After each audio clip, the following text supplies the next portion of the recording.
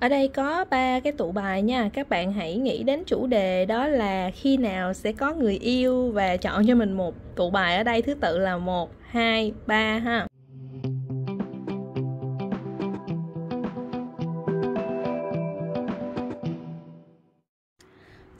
Xin chào các bạn đã đến với channel của Nhã Yên. Thì trước khi bắt đầu Yên gửi lời chào đến tất cả các bạn nha. Và nếu như bạn nào chưa biết thì ở channel này các bạn có thể tìm thấy những cái trải bài về tarot của Yên cũng như là những cái chia sẻ của Yên trên cái hành trình thực hiện luật hấp dẫn chữa lành nội tâm ở bên trong. Thì với những cái trải bài nó đều là thông điệp chung và những cái chia sẻ của Yên nó đều đến từ trải nghiệm cá nhân. Vậy nên nếu như bạn cảm thấy rằng là cái thông điệp nó không đúng với các bạn, nó không phù hợp với bạn thì hiểu đơn giản là đó không phải là thông điệp dành cho bạn ha. Yên rất là mong những cái video khác của Yên hoặc là những cái video sắp tới của Yên sẽ có cái thông điệp mà bạn cần. Và nếu như mà các bạn yêu thích thì đừng quên đăng ký kênh cũng như là chia sẻ cái video này ủng hộ Nhã Yên nha. Cảm ơn các bạn rất là nhiều. Bây giờ chúng ta sẽ đến với trải bài ngày hôm nay nhé. Trải bài ngày hôm nay là một trải bài dành cho những bạn mà độc thân và muốn biết xem là khi nào sẽ có người yêu. Có lẽ là trên cái channel của Yên là ít khi làm về cái chủ đề cho những bạn độc thân, nên là bây giờ các bạn sẽ chọn một tụ bài nha. Và nếu như mà các bạn muốn Yên làm về chủ đề gì tiếp theo thì hãy bình luận ở bên dưới để Yên biết xem là các bạn có mong muốn gì. Giống như cái trải bài này cũng được lấy cảm hứng từ một trong những cái bình luận của các bạn. Ok, bây giờ Yên sẽ quay cho các bạn chọn tụ để xem khi nào sẽ có người yêu nha. Các bạn có thể dừng lại để mà chọn tụ cho kỹ ha. Bây giờ Yên sẽ bắt đầu với cái tụ đầu tiên nhé. Xin chào các bạn đã chọn cái tụ bài đầu tiên này ha, để xem là khi nào bạn sẽ có người yêu. Và đây là một cái trải bài chung nên là các bạn hãy đón nhận một cách cởi mở nha. Nếu các bạn muốn Yên làm về chủ đề gì, trải bài gì thì đừng có ngại bình luận ở bên dưới nha. Và nếu như các bạn yêu thích thì hãy đăng ký kênh cũng như là chia sẻ cái video này ủng hộ cho Nhã Yên nha.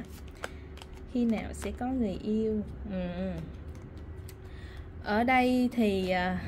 Yên thấy là sẽ sớm thôi, có thể là khoảng từ 3 cho đến 4 tuần nữa. Yên nghĩ là đối với cái lá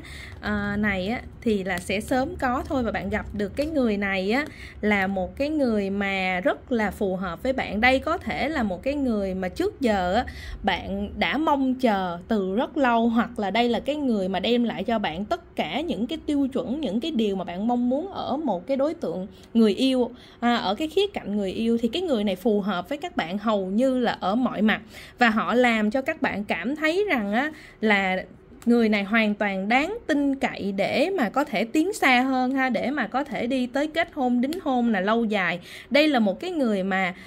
họ đem lại cho bạn cảm giác an toàn, họ có cái công việc ổn định, họ có những cái kế hoạch cho tương lai. Và đồng thời ở đây họ có cái sự trưởng thành, họ cũng là cái người mà làm cho bạn là chính bản thân của bạn. Bạn có thể ở bên cạnh người này nói ra tất cả những cái suy nghĩ của mình, và cái người này, cái cách họ đón nhận những cái điều mà bạn nói ra đó là họ đón nhận nó với một cái tinh thần rất là cởi mở, rất là nhẹ nhàng. Và đồng thời cái cảm giác mà họ đem lại cho bạn là cảm giác an toàn. Thì có thể là mình hình dung đến một cái người đã có sự trưởng thành, đã có một cái độ chín nhất định ở trong cái cách sống, cách suy nghĩ. Tuy nhiên một cái điểm hay là ở cái người này dù là cho bạn cái cảm giác là họ rất trưởng thành, họ rất an toàn như thế, nhưng mà họ lại có một đôi chút những cái nét trẻ con trong cái cách nói chuyện nè, trong những cái tinh thần mà đi chơi hay là hòa nhập với nhóm bạn của bạn hay là một cái nhóm đông, thì họ cũng rất là hoạt bát và họ cũng có những cái sự lãng mạn, một cái chút trẻ con khi cần thiết nha. Nên ở bên cạnh người này thì Yên thấy rằng là bạn cảm giác như là mình đã gặp đúng người rồi. Giống như cái lá này, this could be the one.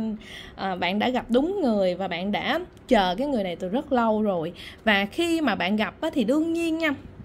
ở trong lòng của bạn bạn có thể có nhiều những cái suy nghĩ và bạn cảm thấy rằng mình gặp một cái người phù hợp quá như vậy thì đâu đó trong bạn có thể có một cái nỗi sợ. Có thể là bạn sợ rằng là một cái người tốt như vậy, hay một cái người mà mình cảm thấy là tuyệt vời như vậy thì có khi nào là một cái tín hiệu không tốt hay không, hay là có khi nào đây sẽ là cái người mà họ hoàn hảo thì họ không dành cho mình hay không. Thì các bạn hãy nhớ lưu ý cái điều này. Nếu như các bạn tương ứng với cái tụ bài này thì các bạn phải có cái sự tự tin vào chính bản thân các bạn. Kể cả cái việc là bạn gặp được cái người này bạn gặp cái người này, bạn quen người này, họ thích bạn, hai người có sự rung động với nhau, có sự tìm hiểu với nhau thì tất cả những cái điều này là do bạn tương xứng, do bạn có cái tần số năng lượng như thế, do bạn có cái sự rung động như thế, do bạn phù hợp với họ như thế. Nên là bạn đừng để cho bản thân của bạn bắt đầu có những cái sự xuất hiện của cái việc là tự ti, của cái sự lo sợ, rồi sợ là mất họ, hay là sợ không cân xứng, họ sợ họ sẽ cao hơn mình. Tất cả những cái nỗi sợ đó mới đầu khi cả hai bạn gặp nhau nó đều không có, nên là bạn cảm thấy rất là thú vị, bạn cảm thấy rất là tuyệt vời. Nhưng khi mà bạn bắt đầu là cảm thấy họ tuyệt vời như thế thì một vài bạn sẽ có cái cảm giác sợ mất, sẽ có cái cảm giác tự ti, rồi sẽ có cảm giác mình không bằng. Thì lúc đó bạn phải nhớ đến cái thông điệp này nhé. Tất cả những cái nhân duyên, những cái sự gặp gỡ này đều là do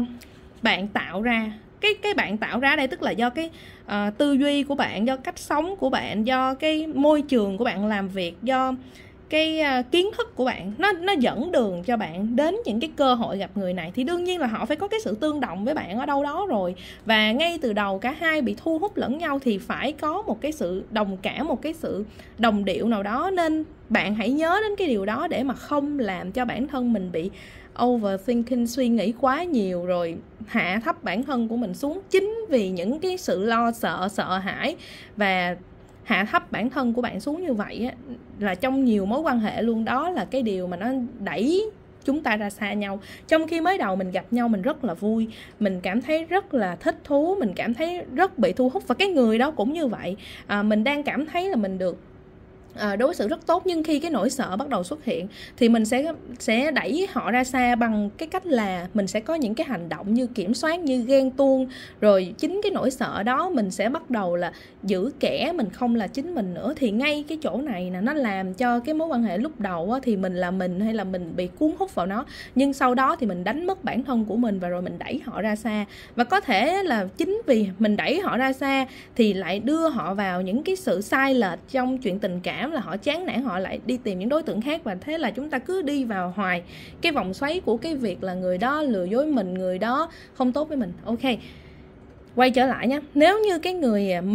người mà mình quen mà họ có cái tính mà không tốt, hay là họ muốn rời đi thì chúng ta hoan hỉ với cái việc là ok, cái người đó là người không tốt, họ rời đi. Và khi họ rời đi, nhiều khi mình còn cảm ơn luôn, tại vì đỡ mất thời gian của mình. Mình không cần phải ở bên cạnh một người mà có cái tính lăng nhăng như vậy. Thì lúc đó mình trong một cái tâm thế rất hoan hỉ, nhưng mình chỉ đối diện với cái điều đó khi mà nó thật sự diễn ra. Còn khi cái người này họ đang rất tốt với mình, họ đang có những cái sự tương đồng với mình, và họ cho mình thấy những cái sự thể hiện chân thành để đi đến một cái cam kết, để đi đến một cái sự lâu dài, thì đừng để cho những cái việc là mình suy nghĩ quá lên, hay mình lo sợ và mình có những cái hành xử khác thì ngay chỗ này là từ một cái người họ rất là ok thì họ cũng sẽ cảm thấy mệt mỏi, họ cũng chán nản, và họ sẽ bắt đầu muốn tách ra khỏi cái mối quan hệ kiểm soát hay là ghen tuông như thế. Thì chỉ có một cái điểm đó là bạn cần lưu ý thôi. Bởi vì ở đây có thể là khi mà bạn gặp như vậy thì sẽ có những cái nỗi sợ đâu đó khi bạn muốn tiến xa hơn. Nhưng mà nếu như cái người này họ không có biểu hiện gì cả, và họ rất là tốt, họ cho bạn những cái sự cam kết lâu dài và họ cho bạn cảm giác an toàn, thì bạn đừng nên tự hù mình mà hãy tận hưởng nó. Hãy tin rằng là bởi vì bạn xứng đáng có được như vậy, bởi vì bạn đã đẩy bản thân của bạn lên một cái phiên bản rất là tuyệt vời để gặp một cái người tương đồng với mình như thế, và tận hưởng cái việc là mình yêu người ta và mình cũng được yêu ấy. Ok, chúc mừng các bạn nha. Yên nghĩ rằng là với những cái lá đây thì cái chuyện mà trả lời cho việc là khi nào bạn có người yêu thì ở đây là khoảng từ 3 cho đến 4 tuần nữa. Và Yên rất mong là được nghe cái tin vui từ các bạn nha. Nên nếu như mà bạn nào mà trong khoảng thời gian đó mà có gặp ai như thế thì nhớ phải quay lại đây để báo cho Yên biết nha. Và chúc mừng các bạn. Và bây giờ nếu có thể thì các bạn hãy chia sẻ với Yên về cái câu chuyện các bạn ở hiện tại, những cái trải nghiệm của các bạn nha. Chúng ta hãy cứ chia sẻ với nhau, bởi vì biết đâu cái sự chia sẻ đó nó có thể truyền động lực cho những người khác, hoặc kể cả chính Yên, hay là có những cái chủ đề mới chúng ta lại gợi mở ra nữa. Ok, cảm ơn các bạn đã xem cái trải bài này. Bây giờ Yên sẽ chuyển qua cái tụ bài khác nha. Xin chào các bạn đã chọn cái tụ số 2 này để xem là khi nào bạn sẽ có người yêu nha.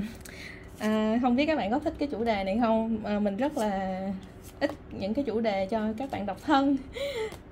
Bây giờ chúng ta sẽ xem nha. Và nếu như các bạn muốn Yên làm về chủ đề gì khác thì hãy bình luận ở bên dưới nha. Và nếu như yêu thích thì hãy đăng ký kênh cũng như là chia sẻ cái video này ủng hộ cho Yên nha. Đây là một cái trải bài chung nên các bạn đón nhận thông điệp cởi mở ha. khi nào bạn sẽ có người yêu? Đối với cái câu trả lời này á, thì ở đây Yên thấy rằng là có thể là 1 năm có thể là từ thời điểm bạn nghe thông điệp này cho đến khoảng 1 năm thì bạn sẽ có thể gặp được cái người mà yêu bạn, hay bạn có cái sự rung động với họ, và cái người này hoàn toàn tiến được đến với kết hôn, đính hôn, đi một chặng hành trình lâu dài. Ở đây á, Yên thấy rằng cái khoảng thời gian nó có thể là khi bạn nghe thì bạn thấy hơi lâu, với một vài người á, sẽ nghe thấy thời gian 1 năm cảm thấy là lâu, nhưng đặc biệt Yên có một cái cảm giác khi nhìn những cái lá bài này thì các bạn mà tương ứng với cái tụ bài này á, thì các bạn cảm thấy nó không có gì lâu hết. Bởi vì sao? Bởi vì cái tính cách của các bạn ở đây á, các bạn có thể là một người hướng nội, các bạn không có dễ yêu, không có dễ có cảm xúc rung động với một ai đó, và các bạn cân nhắc suy nghĩ kỹ lưỡng rất nhiều trước khi mà tiến đến với ai, hoặc là trước khi bước vào một cái mối quan hệ cam kết lâu dài. Đối với các bạn á, cái chuyện mà gặp gỡ, nói chuyện, tìm hiểu á, thì nó chưa nói lên được gì cả, và các bạn cần có thêm nhiều thông tin cũng như nhiều cái khoảng thời gian biết về đối phương, hay là biết cái ý của họ có muốn lâu dài hay không, và bạn quán chiếu lại đối với bản thân của bạn á, thì có những cái khả năng để mà đi xa hay không á, thì lúc đó bạn mới có thể xác định đây là cái người mà mình nên mở lời. Có thể những cái bạn tương ứng với cái tụ bài này á, các bạn có nhiều cái năng lượng của nhóm đất, ma kết kim ngưu sử nữ, thì có thể trong cái bản đồ sao các bạn có những cái yếu tố này, nên là các bạn đặt cái vấn đề đi đường dài, đi xa, nghiêm túc và cân nhắc kỹ lưỡng trước khi bước vào mối quan hệ với ai đó. Nên cái việc mà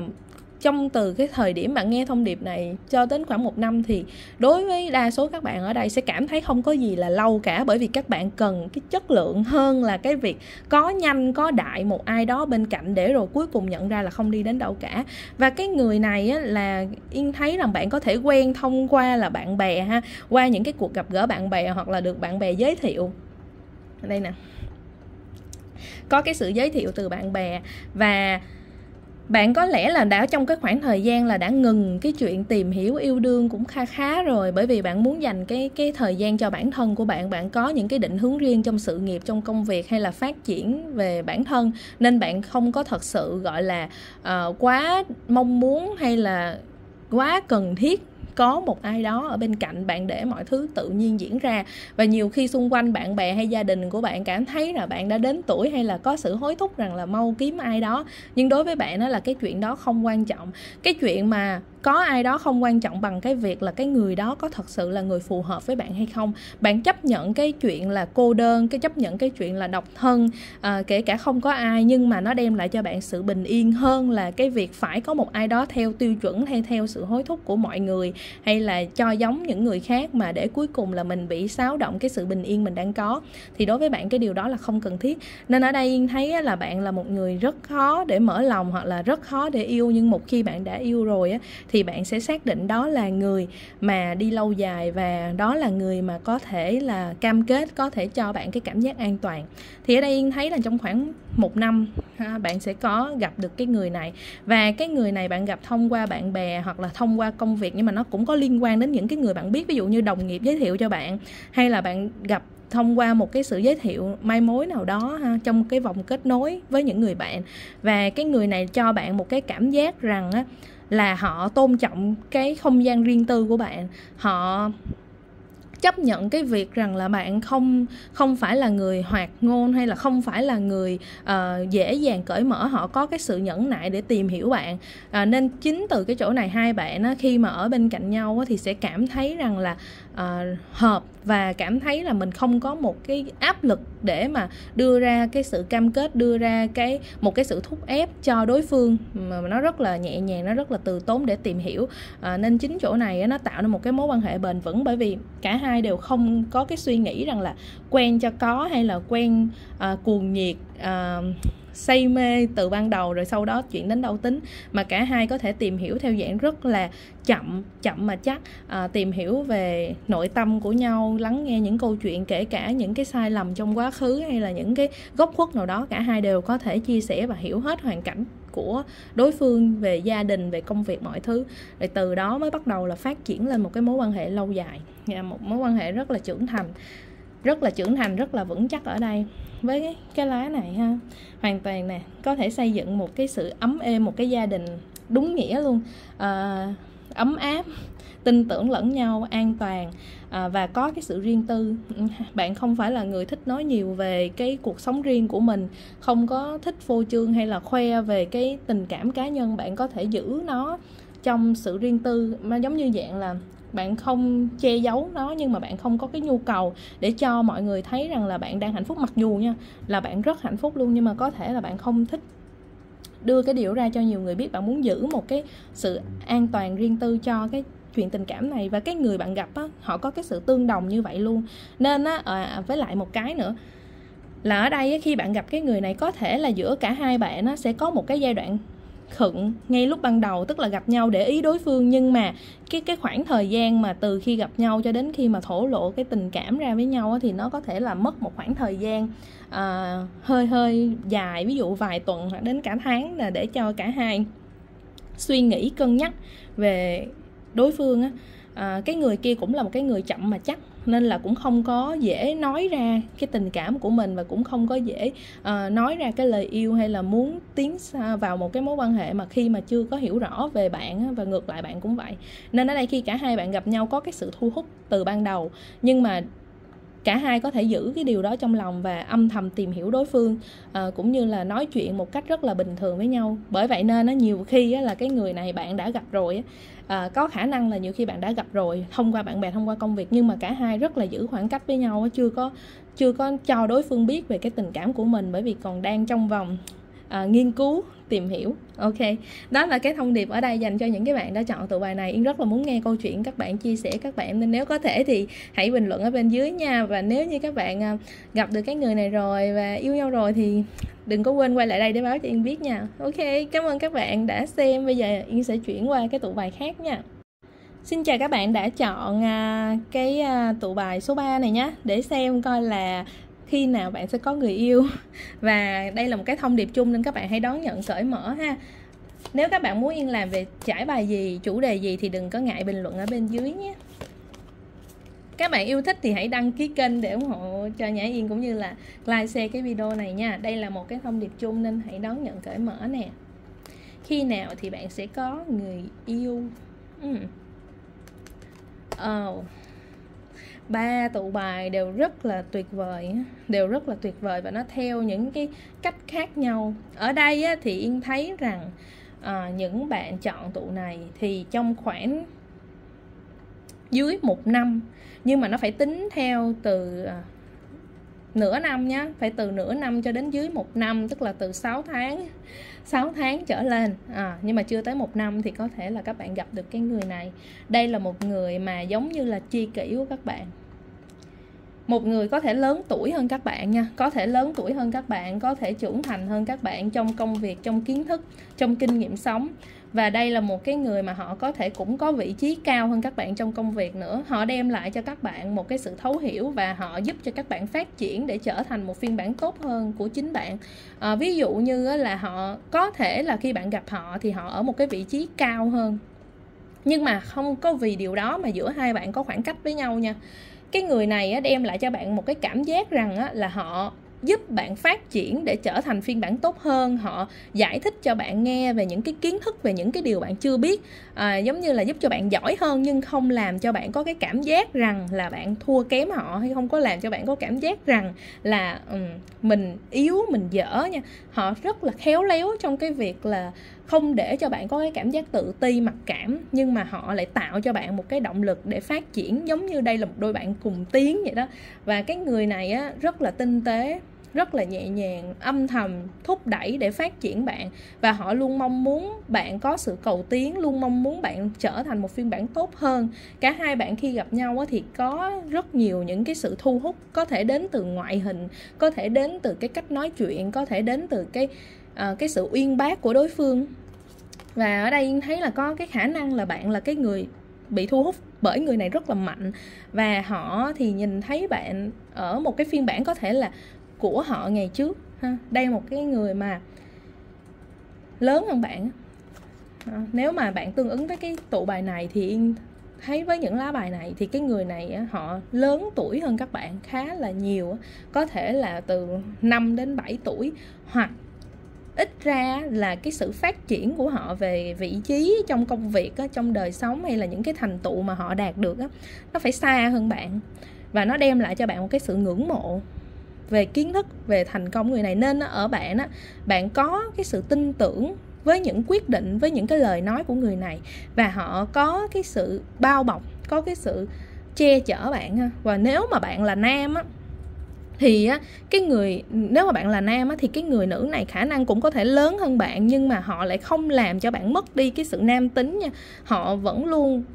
khuyến khích, luôn động viên và công nhận những cái gì mà bạn làm được, và họ tạo mọi điều kiện để cho bạn có thể phát triển trong sự nghiệp, có thể gầy dựng lên một cái thành tựu gì đó của riêng bạn. Nên khi mà bạn gặp người này thật sự là họ đem lại cho bạn giống như là, gần như là họ giống như người yêu, và giống như là một quý nhân trong cái cuộc đời, một cái hành trình của bạn vậy. Rất là tuyệt vời luôn. Trời, cảm thấy vô cùng ngưỡng mộ cái tụ bài này. Bởi vì trong cuộc sống mà chúng ta gặp được một ai đó nâng đỡ mình thì là đã rất là quý rồi, mà cái người này còn đem lòng yêu mình và hết lòng muốn cho mình được hạnh phúc, muốn làm cho mình mọi thứ để mà mình được trọn vẹn, được đủ đầy hết, và không có cái sự phán xét nào cả. Giống như họ muốn nhìn thấy cái sự hạnh phúc của bạn, và cả hai bạn gặp nhau đó là một cái sự kết hợp về mặt nhân duyên nha. Nên là ở đây hoàn toàn tiến được đến kết hôn xa, tiến được đến một cái gia đình hạnh phúc đó. Cả ba tụ đều rất là tuyệt vời. Và khi mà bạn gặp cái người này với lại có một cái điểm nhỏ nữa mà Yên nghĩ rằng là cái điểm nhỏ này nó